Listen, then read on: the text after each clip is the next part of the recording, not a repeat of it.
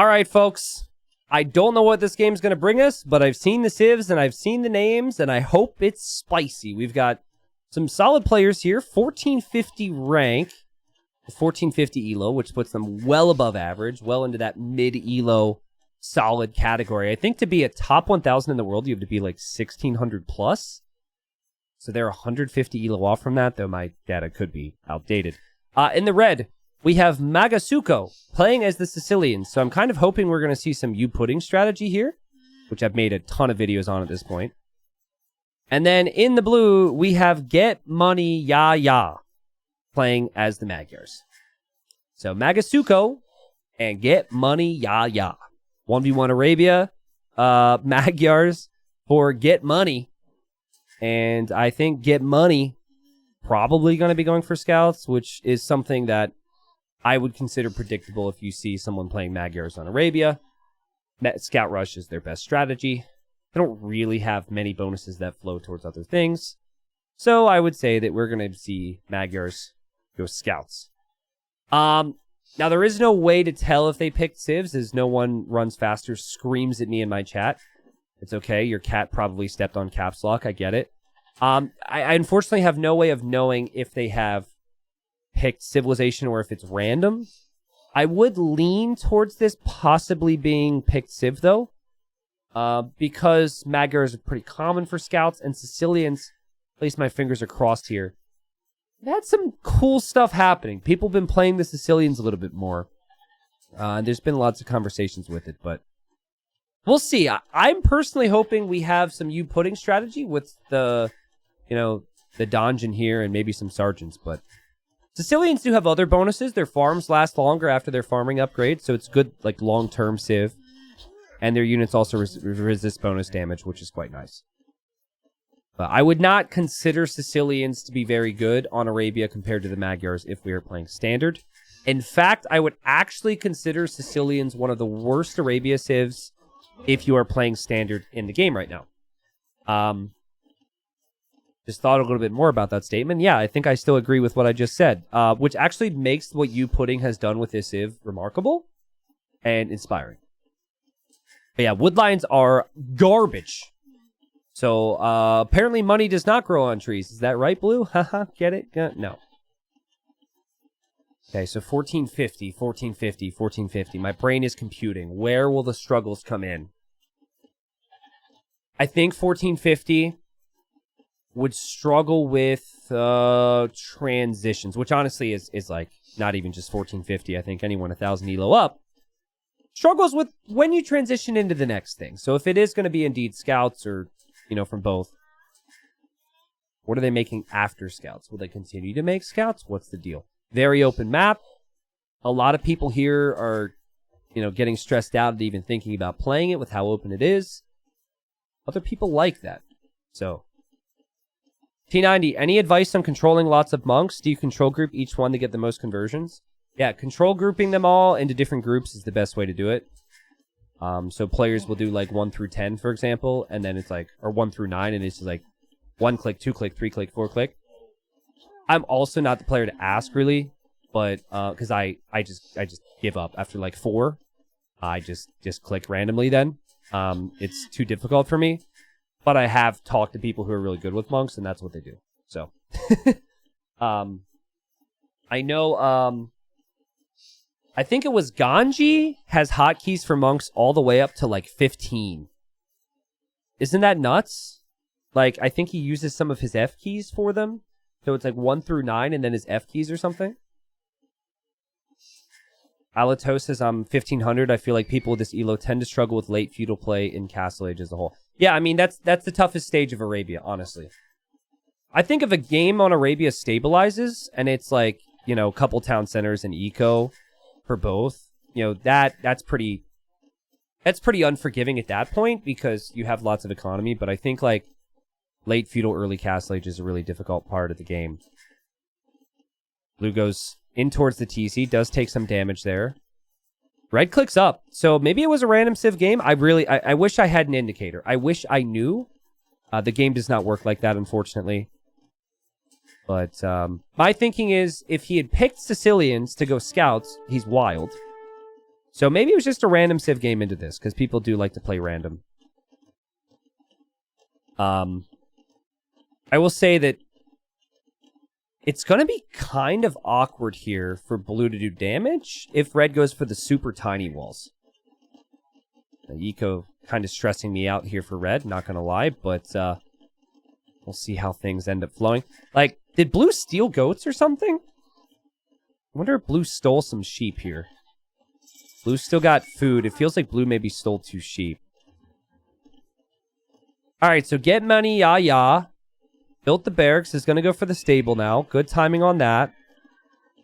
Red's dropping the barracks. Now get many, yeah. Is trying to be really aggressive. Loses some more HP. Super safe walls from red. Playing in towards farms eventually. That scout should attack that villager. Ooh, nice quick walls from blue. I like how red's making blue work, though. This is still delaying the stable. What you don't want to do is get poked by the spear, and nice play. Alright. Now, this is where I would suggest having, instead of having 13 villagers on wood, you want like 4 on straggler trees. Straggler trees are your friends. You pull the villagers off of the trees, and you build the farms. Yeah, both players going to go scouts. Like, blue's still got the sheep. So blue doesn't have to do that. Where does red go for resources once this goes down? An early archer range as well from red. Not something I really agree with. I think that could be 3 farms for you right there, which is clearly going to be a problem. So far, as we have a range from blue as well. Why are we going range here, folks? What are we seeing? Maybe they want to go... I think maybe they want to go scout skirm, right? All right, so this is going to start like a longer conversation, but I think a lot of people, when they're learning scouts, they think, you know, like transitions, and they think, okay, well, what it's scout and what? And scout skirm is good, as we could have a Vil kill. No, scout skirm can be good against like some openings on Arabia. The scout's still underneath the TC moving around.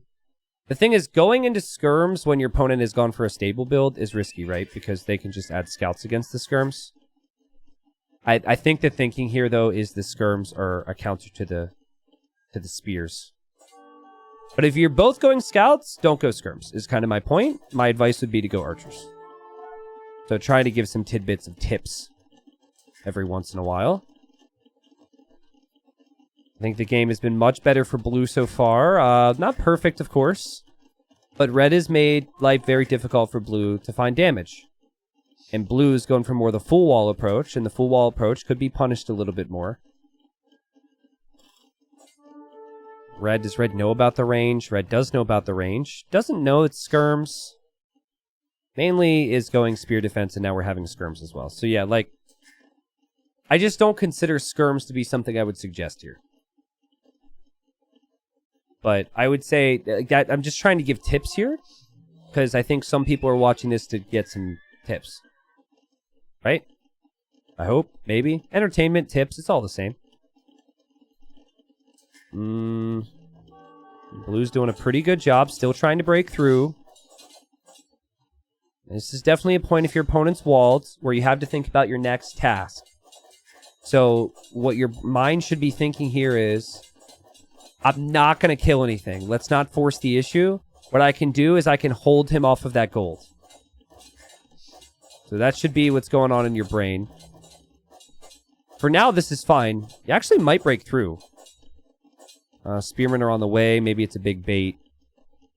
And yeah, maybe we have the range units move forward now from blue. But yeah, you want to use this army control to ideally keep your opponent off of gold. Because that could, like, slow down their castle age. That gold is brutal, though. Like, this map is so bad for red, it's unbelievable. But I casted some ladder games the other day. I played a decent amount of ladder games. And I said when I was casting the ladder games with the high level that they screwed up Arabia. And I kind of think they, as I watch it now, there's still some pretty big inconsistencies.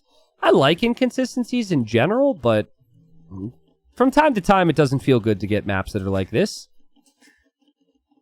To be fair, blue's map isn't that crazy either, though. Actually, both maps are just really punishing in different ways. I think a lot of players might have actually preferred to have the back berries in the backwood. So we'll see if blue moves forward with the range units. Hasn't done so yet. And we have a market from blue. And red has done a good job to defend that gold. Someone saying blue needs to spend the wood. Not necessarily. I think blue's got enough farms. Blue needs a little bit more on gold. Blue actually didn't need the market. I actually think blue's eco balance is next to perfect right now. And this feels like a situation where continuing with range units as you're on your way to the next stage could be really strong. And red is now moving forward. Red's farm's a little messy here or there, but eventually got them down. Lots of army protecting that area. Moves forward to counterattack against blue. Moves in with the scouts against the skirms. Could be a pretty good fight here for red, actually. Micro matters a lot here. The scouts for blue are weak. And like we said, like you're going skirms. The opponent having 2 scouts in there makes all the difference in the fight. And yeah, blue's really struggling now. Really nice fight for red. This is huge. This is huge. This makes this game much closer. Nice job from red to move forward. And now blue's panicking. So, again, the thing to... The tip here, right? In a scout war, don't go scout in the skirm. Don't do it. If your opponent's going archers, it makes sense to maybe do it. I think blue still could be okay here as long as blue fights some things off with villagers. Nice job here from blue. Settle down the mind, breathe a little bit. Try and stabilize. And we'll have enough scouts to maybe clear this up. Both players kind of struggling with small moments with their micro. Makes sense.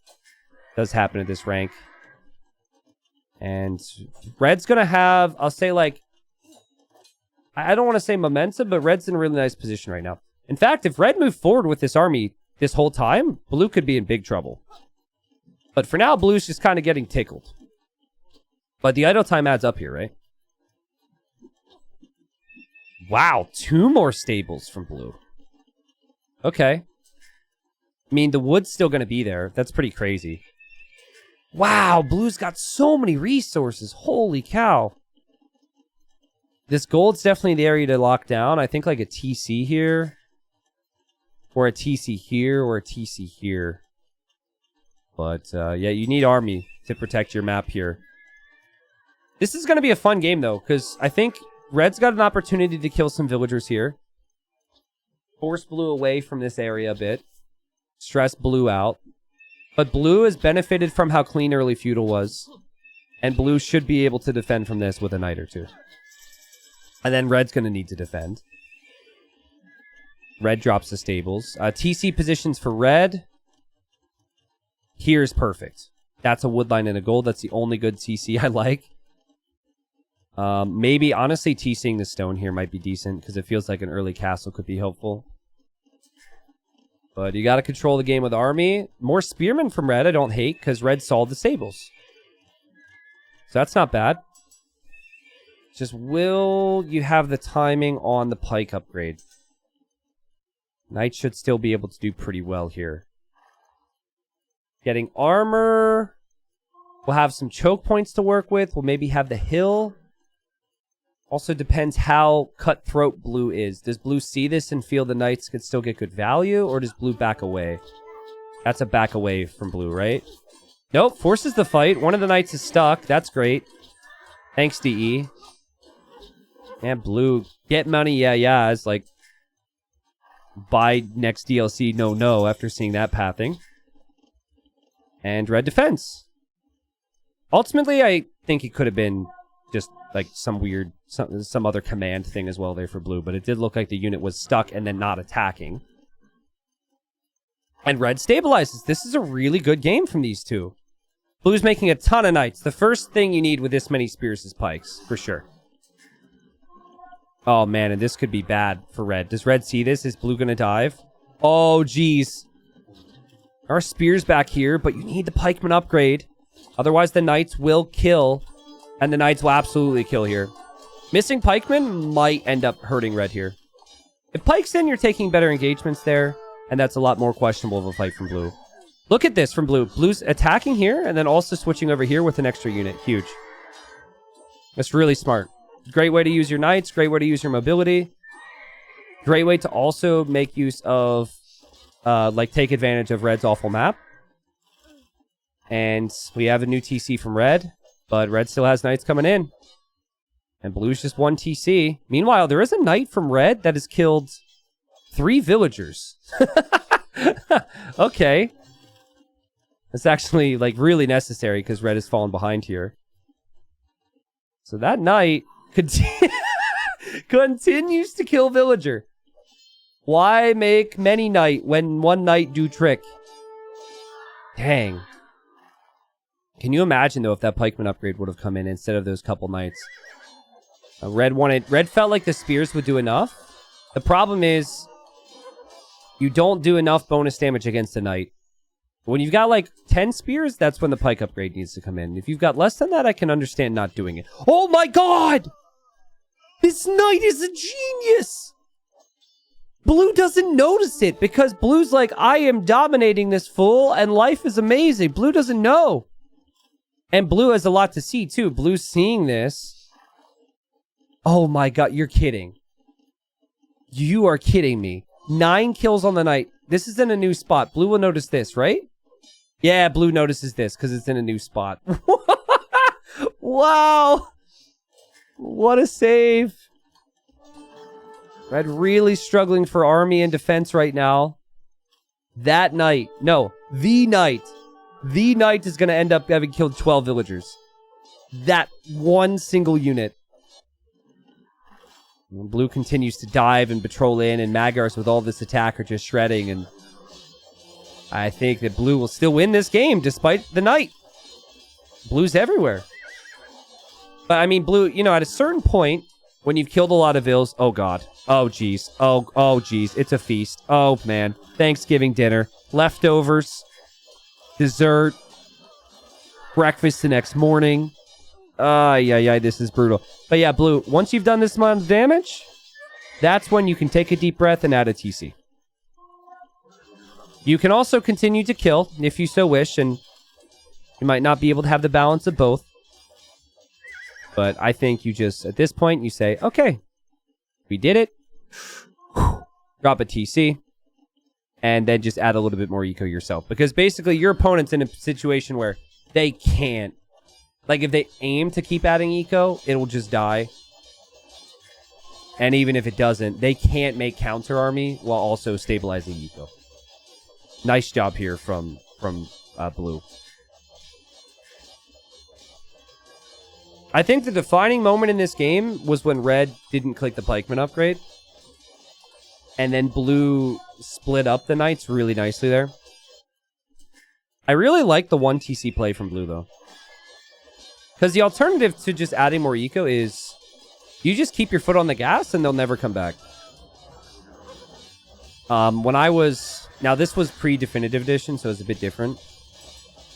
But I was like 1600. I wonder what 1600 Voobly would have been 5 years ago. No, not even 5 years ago. God, I'm so old. 7? Anyways, so I was 1600. And someone told me, play 1 TC to 1800. And I was like, no, you need to add villagers. And they were like, yeah, but if you get really good at managing 1 TC while managing army, you'll become a better overall player. Instead of just adding the TCs while not controlling your army, and then you fall apart. And that's kind of what Blue has done here. Just stayed all in on 1 TC. Kept it simple. 40 seconds of TC idle time from Blue. That's really impressive. Very well played. 2 opportunities for Red here, right? This was definitely a very winnable game for Red, despite the Civ matchup, right? Let's go back. So obviously, really rough map. I think a rough Civ matchup. Okay. So, guys, I'm going to pretend like this is a classroom, and you guys are really involved, and you love being one of my students, okay? Why did Red add these spears? Let's talk about it. Why are these spears here? Why did Red do what Red did?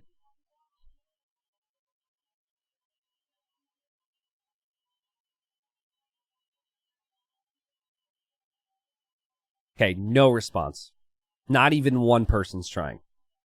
Okay, saw the stables. Good. So new scouts were out, right? New scouts were out, correct.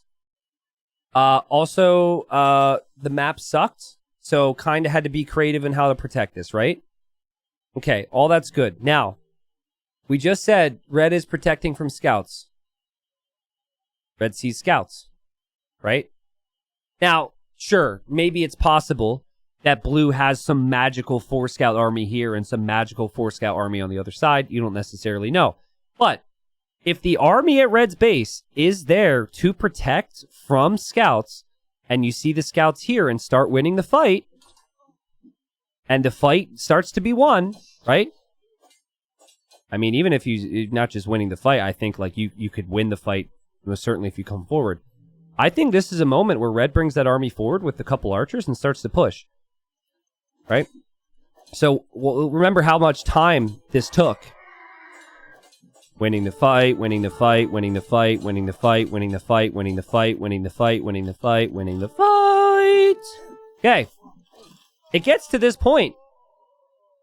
There's still archers back here, still some spears that could come forward like that. You've made this army. Yeah, like your map sucks and you want to be protected. But you've made this army and are making army and are pushing your opponent. This is your time. You move forward here. Now, that doesn't happen, right? That's fine. I think this one honestly could have just been unlucky from red. But let's just move on from there. You get to this stage. You've already been in your opponent's base. You know they're going knights, right? You've got 9 spears. I like Knight Pike. I like it a lot. But I think what happens here for red is because of the stress, and this is more understandable, I think, because it's like a lot of pressure. But you actually took a good fight there. And then red queues up 4 knights. And if red cancels one of those knights and gets the pike upgrade, the incoming fights are so much better, and maybe the game doesn't snowball as much. Right? Like, all those spears end up going down. They're not pikemen. So I think the pike upgrade makes a difference there. Eventually, like, someone's saying red should add monks. Yeah, like, red tried. Later on, red starts to add the monastery at some point, but, like, the game fell apart from there, so yeah, I think those are the key moments of the game. All situational stuff, but I think the biggest one is, like, if you're protecting yourself with an army and you see your opponents at home with that army, come forward with it. And here's the insight that you really need to hear. Ready? If you're like, well, T90, when I come forward with armies, sometimes I misjudge it and then I lose units. Well, good. How are you going to get a better game sense? By at least taking the risk to move forward, try and read the game, and then if you misread it, you look back and say, oh, that's what I should have seen. Oh, that's what I should have looked for. Instead of playing the safe way and just keeping all that crap at home every time. You got to learn. So that's my tip, all right? Hope that helps.